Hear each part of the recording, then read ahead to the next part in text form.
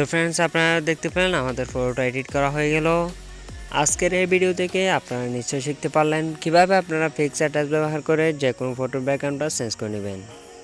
আর আমি যে এখানে ব্যাকগ্রাউন্ডটা অ্যাড করেছি এই ব্যাকগ্রাউন্ডের লিংক এই ভিডিও ডেসক্রিপশন বক্সে পেয়ে যাবেন, ওখান থেকে আপনারা ব্যাকগ্রাউন্ডটি ডাউনলোড করে নিতে পারেন। তো এরকম আরও নিত্য নতুন ভিডিও পেতে আমাদের চ্যানেলটি সাবস্ক্রাইব করে পাশে থাকা বেল আইকনটি অন করে দিন পরবর্তী ভিডিও নোটিফিকেশন পাওয়ার জন্য।